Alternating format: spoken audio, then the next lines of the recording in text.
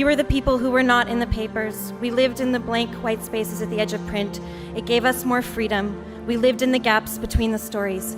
Margaret Atwood, this is for you, and all of the women who came before you and after you, who were brave enough to speak out against intolerance and injustice and to fight for equality and freedom in this world.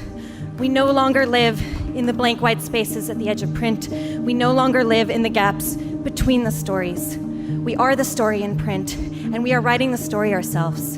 Thank you.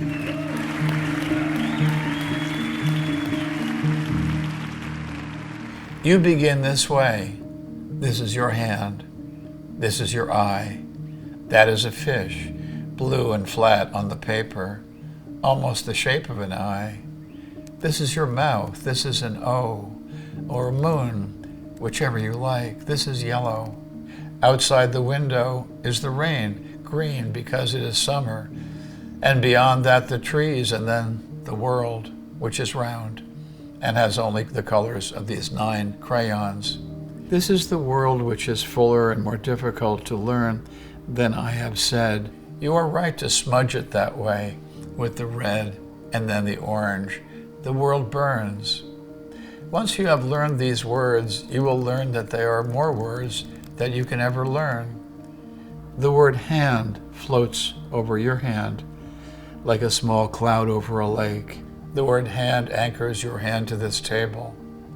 Your hand is a warm stone I hold between 2 words. This is your hand. These are my hands. This is the world, which is round, but not flat, and has more colors than we can see. It begins. It has an end. This is what you will come back to. This is your hand. That's Margaret Atwood.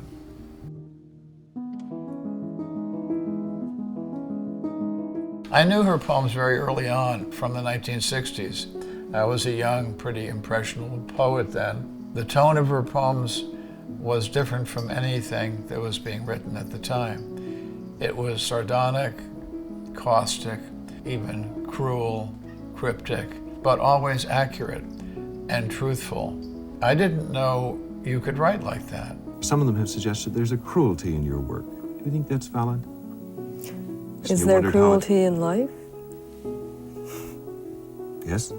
Why should there not be any in my work? Her poetry is much more connected to the present, and her fiction shows her more expansive and more wildly imaginative ability to picture and to deliver to us in convincing and dramatic ways worlds that don't exist, but might exist, much to our horror.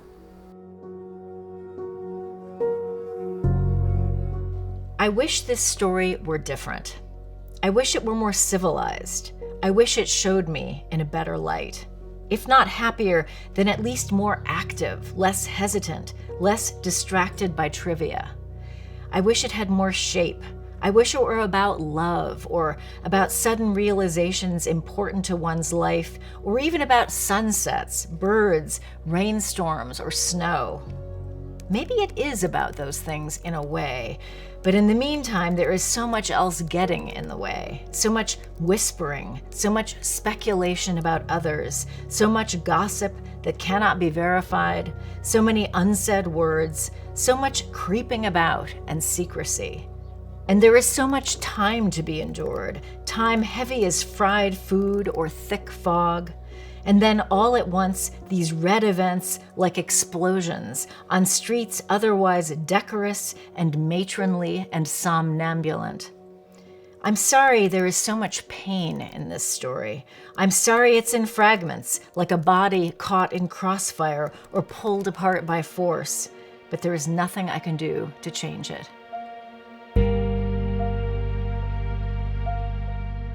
The way that Margaret wrote June was so real. She was so flawed. She was so complicated. She did the wrong thing. She is saying things and doing things that are not necessarily the most morally correct things to do. So I felt like she had also written this incredibly complicated character that was very real and very human. The issues she's getting at in this book are not over. And in fact, she has a new generation of readers who are really pissed off that we haven't solved them. And I cannot blame them, because now they're their problems. One of the most gratifying things about making this show is seeing these women protesting all over the world, wearing those costumes. Those costumes have become a symbol of oppression and resistance. It's beautiful and it's perfect, but it's unsettling. And she's like that in life too. She'll say the thing no one else is willing to say to you. She'll tell you the hard truth you don't really want to hear. She's an observer. She looks at details of things.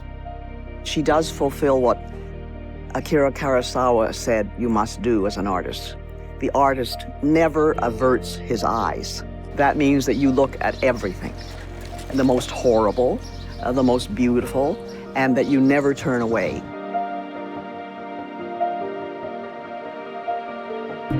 It's no surprise an arresting, provoking, shocking book like The Handmaid's Tale would be banned.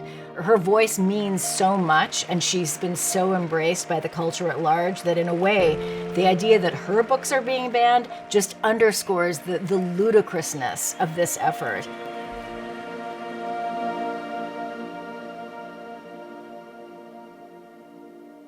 Did I understand correctly that when you were a student at Harvard, there was a library you couldn't go into because you were a girl? When I was a student at Harvard.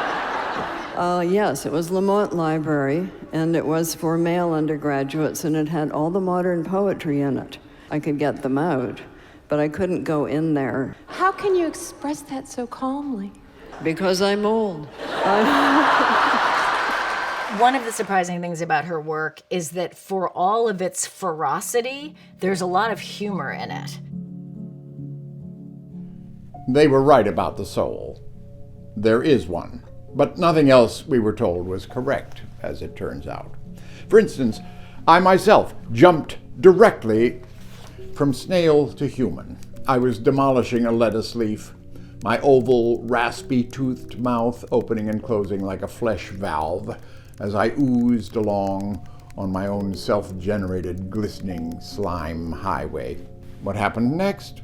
Some guy intent on exterminating me got busy with the environmentally friendly pesticide. I didn't even have time to retract my stalked eyes and withdraw into my protective carapace. My miniature snail soul, a translucent spiral of softly phosphorescent light, shot into the air. The spirit air, you must understand, where the rules are somewhat different, and made its way through the iridescent rainbow clouds and the tinkling bells and theremin woo-woo sounds of that region, then straight into the body of a mid-level female customer service representative at one of the major banks.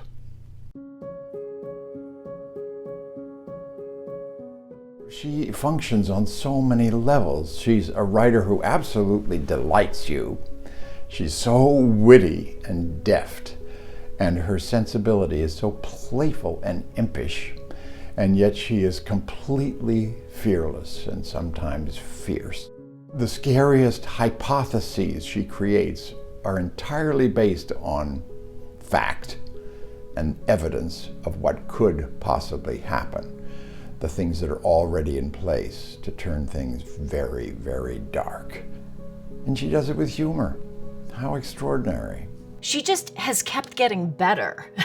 She never plateaued. A kind of restless, greedy curiosity and imagination at work, and those are the writer's best tools, and she's just kept hers very, very sharp. I think we trust her as a writer, but also as a moral and human force. And her books speak globally across borders and carry universal truths. Margaret Atwood embodies what every writer in the world should be.